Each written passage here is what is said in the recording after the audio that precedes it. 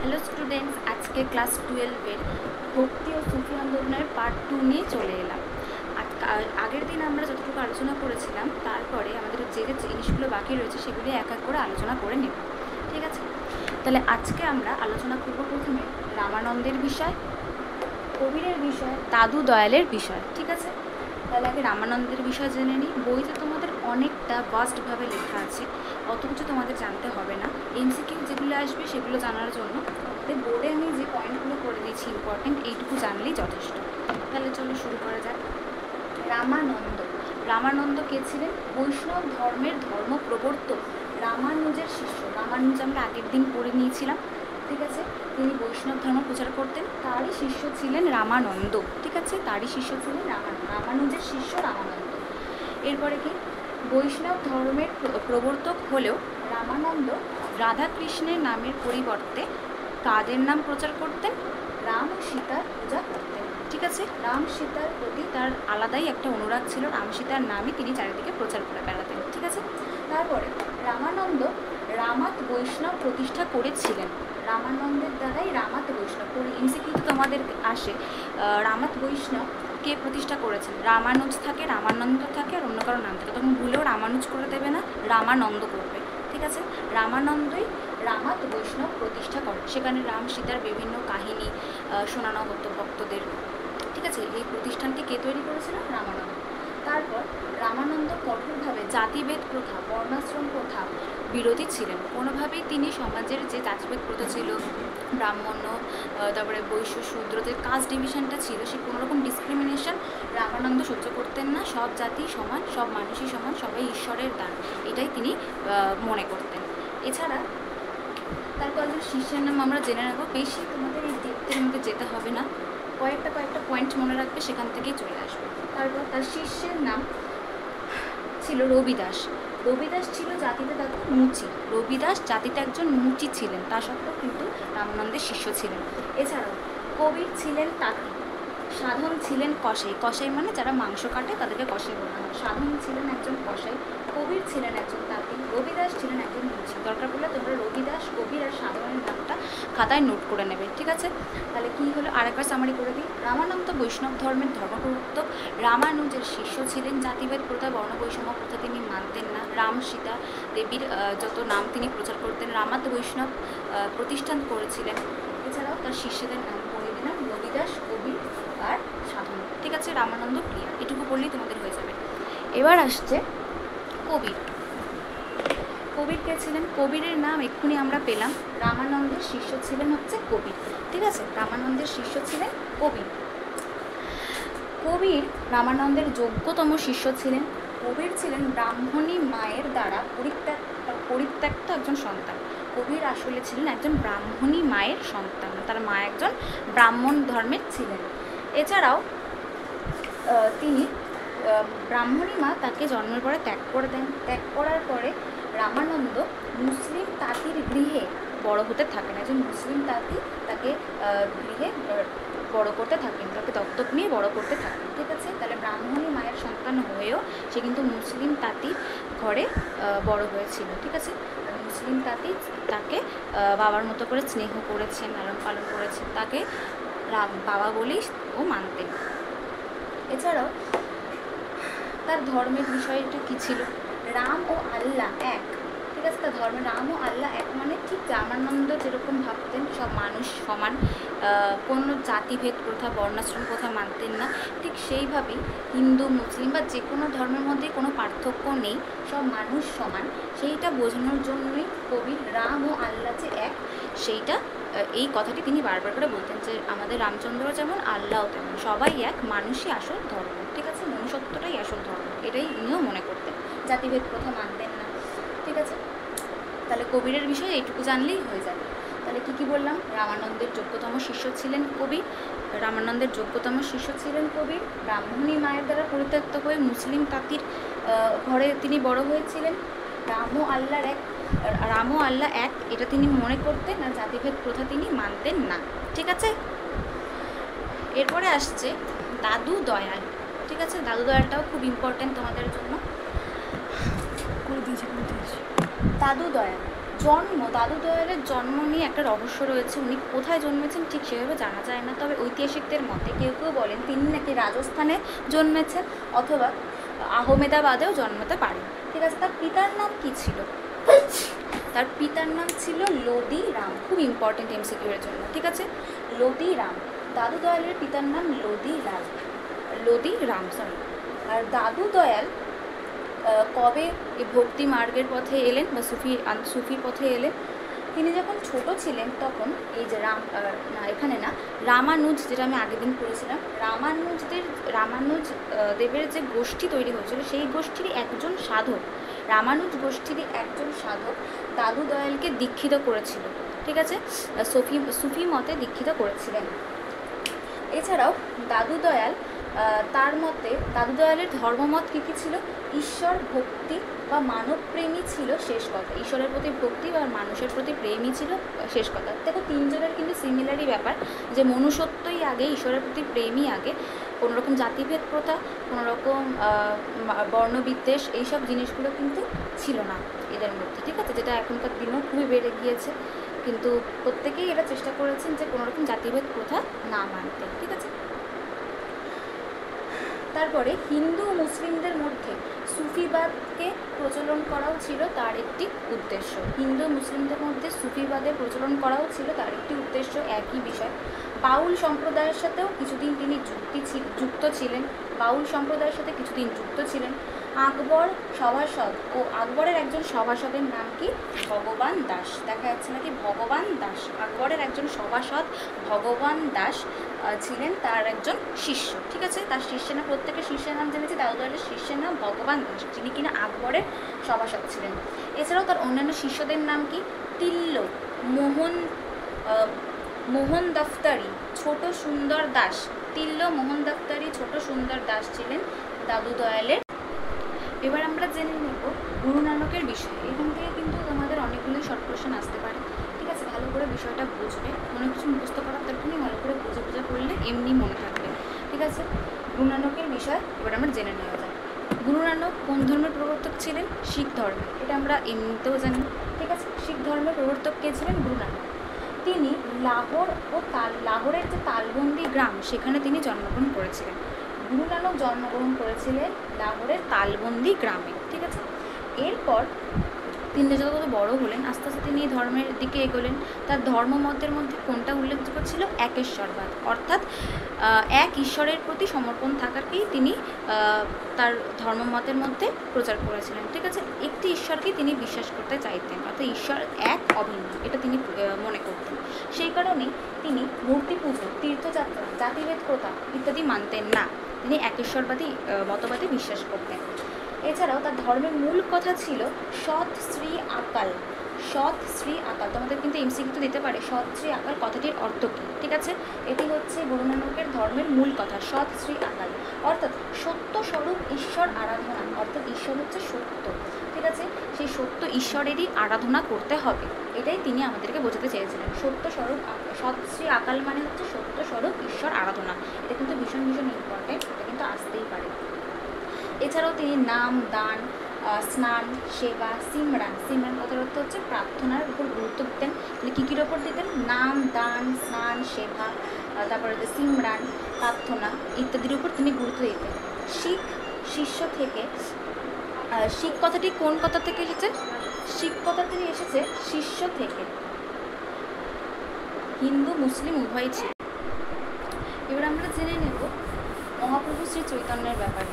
এই ব্যাপারে তো আমরা বাঙালিরা প্রায় অনেকটাই জানি, কিন্তু আমাদের পরীক্ষায় কিন্তু বইতে যা আছে সব লাগবে না, কয়েকটা পয়েন্ট মনে রাখলেই কিন্তু আমাদের কাজ হয়ে যাবে। তাহলে চলো প্রথম থেকে শুরু করা যাক। বাংলার বৈষ্ণব ধর্ম প্রচার করেছিলেন প্রথম কে? মহাপ্রভু শ্রী চৈতন্যদেব। এটা কিন্তু আমরা জানি। কত শতকে এটি শুরু হয়েছিল? 16 শতকে বাংলায় ভক্তি আন্দোলনের মাধ্যমে এর প্রচার তিনি ঘটিয়েছিলেন। তার জন্ম হয় 1486 খ্রিস্টাব্দে নবদ্বীপে। তার পিতা ছিলেন জগন্নাথ মিশ্র, মাতা ছিলেন মাতা সচী দেবী। ঠিক আছে, তাহলে কী জানলাম? বাংলার প্রথম বৈষ্ণব ধর্ম কে প্রচার করেছিলেন? শ্রী চৈতন্যদেব। 16 শতকে তিনি প্রচার করেছিলেন। তার মাতা ছিলেন মা সচী দেবী, আর পিতা পিতা ছিলেন জগন্নাথ মিশ্র। 1486 খ্রিস্টাব্দে তিনি কিন্তু নবদ্বীপে জন্মগ্রহণ করেছিলেন। ছোটোবেলায় তার বিভিন্ন নাম ছিল, যেমন বিশ্বম্ভর, নিমাই, গৌরাঙ্গ। ঠিক আছে, নিমাই গৌরাঙ্গটা আমরা জানি। আর মেন আরেকটা জিনিস যেটা নতুন জানলাম সেটা হচ্ছে বিশ্বম্ভর। ঈশ্বরপুরী নামক একজন সন্ন্যাসীর কাছে তিনি কৃষ্ণ মন্ত্রে দীক্ষা নেন। কার কাছে তিনি কৃষ্ণ মন্ত্রে দীক্ষা নিয়েছিলেন? ঈশ্বরপুরী নামক একজন সন্ন্যাসীর কাছে তিনি দীক্ষা নিয়েছিলেন। এছাড়াও তার ধর্মমত কী কী ছিল, আমাদের বইতে তোমাদের এরপর আরও অনেক কিছুই লেখা আছে, ওটা তোমরা রিডিং করে নেবে। কিন্তু মেন জিনিস যেটা এমসিকিউতে আসতে পারে সেগুলোই আমি শুধু লিখেছি। জীবপ্রেমী, ঈশ্বরের প্রেম। জীবপ্রেম করলে ঈশ্বরকে পাওয়া যায়। ইনিও কোনোরকম ধর্ম, জাতি, বর্ণাশ্রম, প্রথা কোনো কিছুই মানতেন না, এটা আমরা কিন্তু জানি আগে থেকে। এছাড়াও তিনি কোন কোন অঞ্চলে তার ধর্মমত প্রচার করেছিলেন? বাংলা, অসম, ওড়িশা, বৃন্দাবন প্রভৃতি অঞ্চলে তিনি ধর্মমত প্রচার করে বিখ্যাত হয়ে গিয়েছিলেন। এছাড়াও তার কয়েকজন শিষ্যের নাম নিত্যানন্দ, শ্রীবাস, জীব গোস্বামী। নিত্যানন্দ, শ্রীবাস, জীব গোস্বামী এই তিনজনের নাম মনে রাখলেই যথেষ্ট। এই আন্দোলনে গৌড়ীয় বৈষ্ণব ধর্ম বা নব্য বৈষ্ণব ধর্ম নব্য বৈষ্ণব ধর্ম নামে পরিচিত। তিনি যে ভক্তিবাদ প্রথাটা চালু করেছিলেন, এই ভক্তিবাদের নাম কি? বৈষ্ণব ধর্ম, গৌড়ীয় বৈষ্ণব ধর্ম বা নব্য বৈষ্ণব ধর্ম।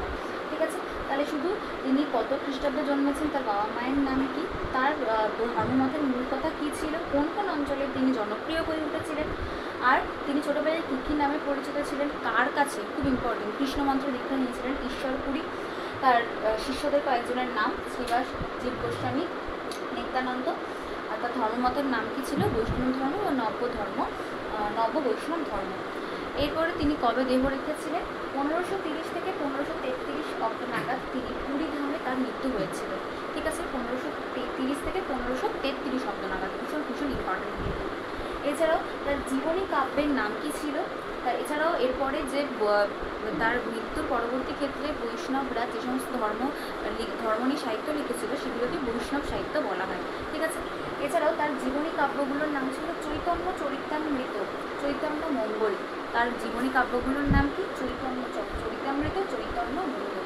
শুধু এই কটা পয়েন্ট তোমরা মনে রেখে দেবে, ব্যাস এখান থেকেই এমসিকিউ চলে আসবে, তোমাদের সব কিছু করতে হবে না। ঠিক আছে, এবার আমরা জানবো বল্লভাচার্যর ব্যাপারে। ঠিক আছে, বল্লভাচার্য কে ছিলেন? দক্ষিণ ভারতের বৈষ্ণব ধর্মের ভক্তিবাদের প্রচারে বৈষ্ণব গুরু বল্লভাচার্যের অবদান অতি উল্লেখযোগ্য। অর্থাৎ এতক্ষণ যাদের কথা আমরা জানলাম বেশিরভাগই কারা ছিলেন? উত্তর ভারতে। এবার দক্ষিণ ভারতের মধ্যে উল্লেখযোগ্য ভক্তিবাদী সাধু কে ছিলেন? তিনি হচ্ছেন বল্লভাচার্য। তিনি ছিলেন বৈষ্ণব, অর্থাৎ বৈষ্ণব ধর্মের প্রচার করতেন। ঠিক আছে, 1879 খ্রিস্টাব্দে তিনি দাক্ষিণাত্যের এক তেলেগু ব্রাহ্মণ পরিবারে জন্মগ্রহণ করেন। 1879 খ্রিস্টাব্দে তিনি ওই দক্ষিণেরই যে তেলেগু জায়গাটি রয়েছে, তেলেগু জায়গার এক ব্রাহ্মণ পরিবারে তিনি জন্মগ্রহণ করেন। মথুরার বৃন্দাবনে কিছুকাল অতিবাহিত করার পর তিনি দক্ষিণে প্রেম ধর্ম প্রচারে ব্রতী হয়েছিলেন। শ্রীকৃষ্ণের উপাসক বল্লভাচার্য জাতিভেদ মানতেন না, তিনি কিন্তু কোনোভাবেই কোনো জাতিভেদ প্রথা মানতেন না। প্রত্যেকে এখানে যারা আছে কেউই জাতিভেদ প্রথা মানত না। তার মতে জীবই হচ্ছে ঈশ্বরের সন্তান। তিনি মনে করতেন শ্রীকৃষ্ণের সেবা আর জীবের প্রতি প্রেম, এই দুই আদর্শ মেনে চললেই হয়তো মোক্ষ লাভ করা যায়। শ্রীকৃষ্ণের সেবাও করতে হবে আর জীবের প্রতি প্রেম করতে হবে, তাহলেই মোক্ষ লাভ জীবনে সম্ভব, তাহলেই ঈশ্বরকে পাওয়া সম্ভব। তিনি ভগবদ্গীতা ও ব্রহ্মসূত্রের টিকা বা শুদ্ধ অদ্বৈত নামে একেশ্বরবাদ সম্পর্কে একটি গ্রন্থ প্রচার করেন। ঠিক আছে, তার একটি গ্রন্থের নাম কি? শুদ্ধ অদ্বৈত। তাহলে তিনি দাক্ষিণাত্যে বৈষ্ণব ধর্ম প্রচার করতেন। মথুরা বৃন্দাবনে তিনি কিছুকাল অতিবাহিত করেছেন। তিনি তেলেগুর ব্রাহ্মণ পরিবারে জন্মগ্রহণ করেছেন। শুদ্ধ অদ্বৈত নামক একটি ধর্মগ্রন্থ সেই সময় তিনি রচনা করেছিলেন। দেখো, বোর্ডে আমি অত কিছু একসাথে হয়তো লিখিনি, কিন্তু মেন যে জিনিস যেটা পরীক্ষা তোমাদের আসবে তার মধ্যে আমি লিখে দিয়েছি। দক্ষিণ ভারতে বৈষ্ণব ধর্ম প্রচার করতেন।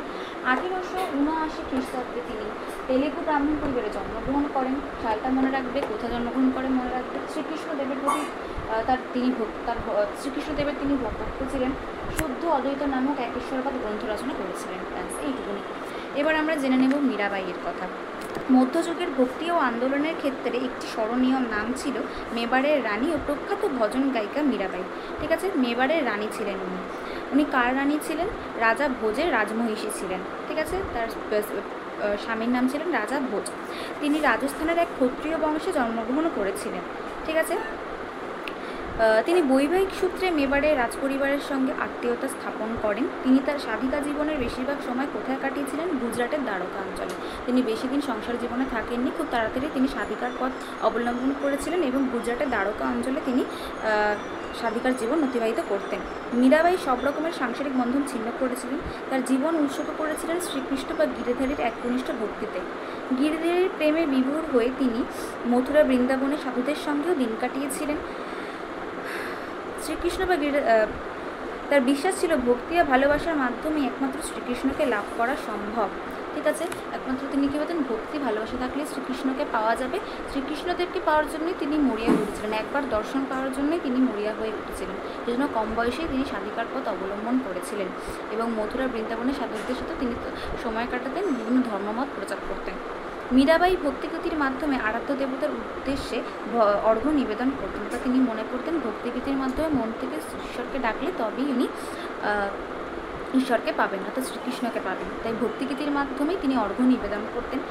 এই ভক্তিগীতি মীরার ভজন নামে পরিচিত, যেটা কিন্তু শুধুমাত্র ভক্তিগীতির ক্ষেত্রে নয়, বাংলা সাহিত্য জগতের ক্ষেত্রে, বাংলার সঙ্গীত জগতের ক্ষেত্রে খুবই উল্লেখযোগ্য। ঠিক আছে, তাহলে এখানে তোমাদের আমি ফাস্টভাবে বুঝিয়ে দিলাম, আর বোর্ডের মধ্যে তোমাদের শর্টভাবে বোঝানো হচ্ছে, যেগুলো তোমাদের এমসিকিউতে আসতে পারে। রাজা ভোজের স্ত্রী ছিলেন, মেবারের রাজমন্ত্রী ছিলেন তিনি। বাহ্যিক আচরণের বাইরে তিনি ঈশ্বরকে পেতে চাইতেন। রাজস্থানের ক্ষত্রিয় পরিবারে তার জন্ম হয়েছিল। সাধিকার জীবনের বেশিরভাগ সময় তিনি কাটান গুজরাটের দ্বারকাতে।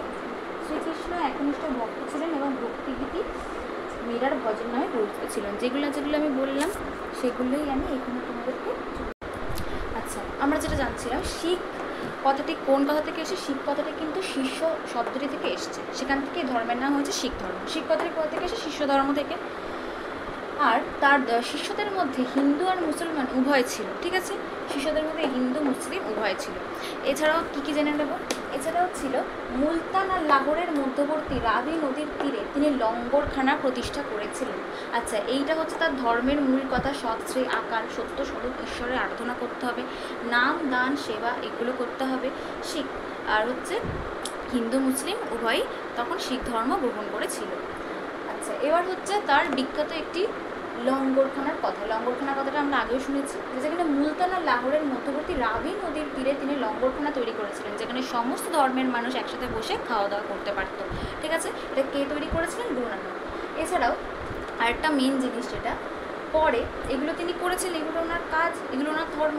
এরপর যখন তিনি মারা গিয়েছিলেন, অর্থাৎ দেহ রেখেছিলেন, দিব্য সমাধি থেকে তিনি নাকি উঠে বলেছিলেন একটা খুব গুরুত্বপূর্ণ কথা। দিব্য সমাধি থেকে তিনি নাকি, উনি তো দেহ রেখেছেন, তা সত্ত্বেও নাকি উনি সমাধি থেকে জেগে উঠে বলেছিলেন যে ঈশ্বর এক, মানুষ সত্য, হিন্দুও নেই, মুসলিমও নেই। এই কথাটা যদি আমরা এখনও মেনে চলতাম তাহলে হয়তো এত দাঙ্গা হাঙ্গামাও হতো না, তাই না? তাহলে উনি খুব গুরুত্বপূর্ণ, খুব সত্যি একটা কথা বলেছিলেন যে ঈশ্বর এক, মানুষ সত্য, হিন্দুও নেই, মুসলিমও নেই। ঠিক আছে, এই কথাটি কে বলেছিলেন? কথাটি বলেছিলেন হচ্ছে শিখ ধর্মের প্রবর্তক গুরু নানক। খুব ইম্পর্টেন্ট, কিন্তু পরীক্ষায় বারবার বলছি, আসতে পারে। এছাড়াও তাদের একটি ধর্মগ্রন্থের নাম কি? গ্রন্থ সাহেব। তার ধর্মগ্রন্থের নাম গ্রন্থ সাহেব। এছাড়াও গ্রন্থ সাহেব ধর্মগ্রন্থটি কে সংকলন করেছিলেন? অর্জুন সিংহ নামে এক ব্যক্তি। গ্রন্থ সাহেব ধর্মগ্রন্থটি কে রচনা করেছিলেন বা সংকলন করেছিলেন?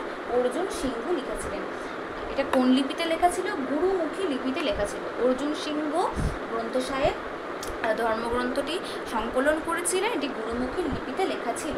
ভালো করে জিনিসটা বুঝে নাও, পারলে তোমরা ভিডিওটি স্কিপ করেও দেখতে পারো, আগে গিয়েও টেনে দেখতে পারো।